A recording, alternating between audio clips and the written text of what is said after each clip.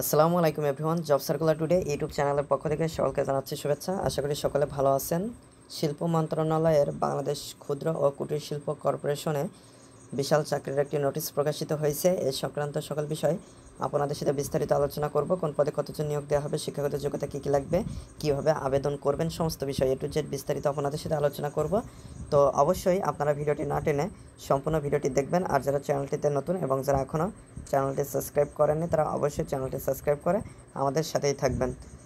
তাহলে চলুন মূল ভিডিওটি শুরু করা যাক। তো নোটিশটি 1 জুলাই 2025-এ প্রকাশিত হয়েছে। তো সর্বপ্রথম আমি এখানে যে পদটি নিয়ে আলোচনা করব সেটা হচ্ছে টেকনিক্যাল অফিসার, যেখানে গ্রেড 10 অনুযায়ী বেতন স্কেল থাকছে। মোট 17 জন এখানে নিয়োগ দেওয়া হবে। অনুমোদিত শিক্ষা প্রতিষ্ঠান হতে সংশ্লিষ্ট বিষয় ইঞ্জিনিয়ারিংয়ে ডিপ্লোমা পাস হলে আপনারা এখানে আবেদন করতে পারবেন। কারিগরি কর্মকর্তা হিসেবে একজন নিয়োগ দেওয়া হবে। সংশ্লিষ্ট বিষয় ইঞ্জিনিয়ারিংয়ে ডিপ্লোমা পাস হতে হবে। এরপরে যে পদটি নিয়ে আলোচনা করব সেটা হচ্ছে হিসাবরক্ষক কর্মকর্তা, যেখানে 11 জন নিয়োগ দেওয়া হবে। এখানে হিসাব বিজ্ঞান, ব্যাংকিং, ফাইন্যান্স, ব্যবসা প্রশাসন, অর্থনীতি, পরিসংখ্যান বিষয়ে কমপক্ষে দ্বিতীয় শ্রেণীর মাস্টারের ডিগ্রি থাকলে আপনারা এখানে আবেদন করতে পারবেন। এরপরে যে পদটি নিয়ে আলোচনা করব সেটা হচ্ছে প্রমোশন কর্মকর্তা, যেখানে 23 জন নিয়োগ দেওয়া হবে। গ্রেড 9 অনুযায়ী বেতন স্কেল থাকছে। কোনো অনুমোদিত বিশ্ববিদ্যালয় হতে কমপক্ষে দ্বিতীয় শ্রেণীর মাস্টার ডিগ্রি অথবা দ্বিতীয় শ্রেণীর বিএসসি ইঞ্জিনিয়ারিং ডিগ্রি থাকতে হবে, অথবা যে কোনো বিষয়ে 4 বছর মেয়াদী কমপক্ষে দ্বিতীয় শ্রেণী বা সমানের সিসিপিতে স্নাতক বা সমানের ডিগ্রি থাকতে হবে। কাজের প্রকৃতি পদ অনুযায়ী ডিগ্রি সঙ্গতিপূর্ণ হতে হবে। তো এরপরে যে পদটি নিয়ে আলোচনা করব সেটা হচ্ছে প্রশাসনিক কর্মকর্তা। এখানে একজন নিয়োগ দেওয়া হবে। অনুমোদিত বিশ্ববিদ্যালয় হতে কমপক্ষে দ্বিতীয় শ্রেণীর মাস্টার ডিগ্রি অথবা দ্বিতীয় শ্রেণীর বিএসসি ইঞ্জিনিয়ারিং ডিগ্রি থাকতে হবে, অথবা যে কোনো বিষয়ে 4 বছর মেয়াদি কমপক্ষে দ্বিতীয় শ্রেণী বা সমানের সিজিপিএতে স্নাতক বা সমানের ডিগ্রি থাকতে হবে। 2 নম্বর হচ্ছে অ্যানালিস্ট, এখানে একজন নিয়োগ দেওয়া হবে। শিক্ষাগত যোগ্যতা সেম। 3 নম্বর হচ্ছে প্রোটোকল অফিসার, এখানে একজন নিয়োগ দেওয়া হবে। শিক্ষাগত যোগ্যতা সেম। মান নিয়ন্ত্রণ কর্মকর্তা হিসেবে একজন, শিক্ষাগত যোগ্যতা সেম। 5 নম্বর হচ্ছে পরিকল্পনা কর্মকর্তা হিসেবে 2 জন, শিক্ষাগত যোগ্যতা সেম।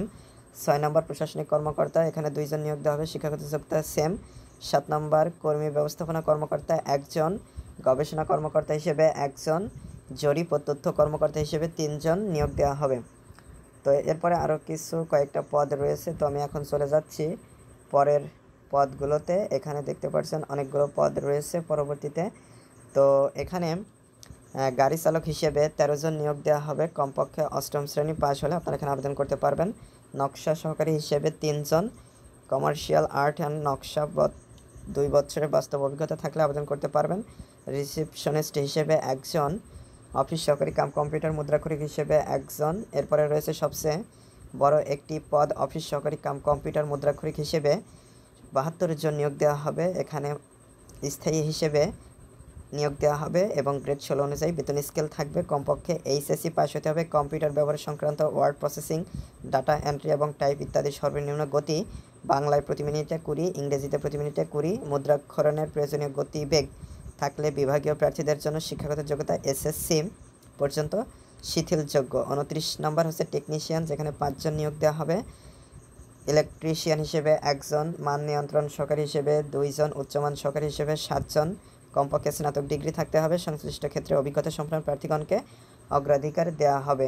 হিসাব সহকারী হিসেবে একজন, কম্পিউটার অপারেটর হিসেবে একজন, নকশা 20 হিসেবে 2 জন, সহকারী হিসাবরক্ষক কর্মকর্তা হিসেবে 2 জন এবং কারিগরি কর্মকর্তা হিসেবে একজন নিয়োগ দেওয়া হবে। তো যারা আবেদন করতে চাচ্ছেন অবশ্যই আপনাদেরকে অনলাইনের মাধ্যমে আবেদন করতে হবে। তো এখানে বয়স 1 জুলাই 2025 এই তারিখ অনুযায়ী 18 থেকে 32 বছরের ভিতরে বয়স থাকতে হবে। 1 নং হতে 34 নং ক্রমিকের জন্য। তো এরপরে আপনাদের সাথে যেটা নিয়ে আলোচনা করব, জাতীয়তা অবশ্যই বাংলাদেশি হতে হবে। এরপরে ডিক্লারেশন রয়েছে, আবেদন করার পদ্ধতি রয়েছে।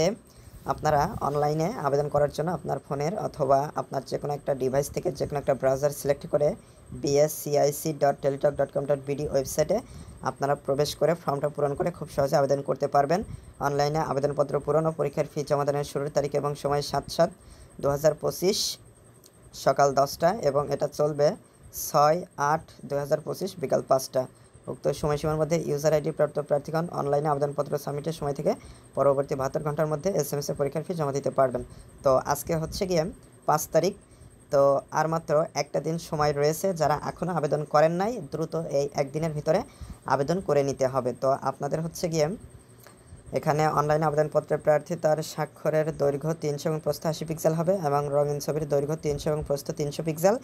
এগুলো স্ক্যান করে নির্ধারিত স্থানে আপলোড করতে হবে। অনলাইনে আবেদনপত্র পূরণকৃত তথ্য যেহেতু পরবর্তী সকল কার্যক্রমে ব্যবহৃত হবে, সেহেতু আবেদনপত্র প্রেরণ করার পূর্বেই পূরণকৃত সকল তথ্য সঠিক সম্পর্কে প্রার্থী নিজে শতভাগ নিশ্চিত হয়ে ফর্মটা পূরণ করবেন। যদি কোনো ত্রুটি বা ভুল থেকে থাকে তাহলে সেটা যখনই ধরা পড়ুক আপনার চাকরিটা কিন্তু চলে যেতে পারে। তো অবশ্যই এগুলো একটু কেয়ারফুলি এগুলো চেক করবেন এবং আপনারা সচেতনভাবে আবেদন করবেন। তো আপনাদের ফর্মটা পূরণ করা হয়ে গেলে SMS করার মাধ্যমে টাকা জমা দিতে হবে। তো প্রথম SMSটা করার জন্য আপনার ফোনের মেসেজ অপশনে গিয়ে BSCIS স্পেস দিয়ে ইউজার আইডি লিখে 16222 নম্বরে সেন্ড করে দিতে হবে।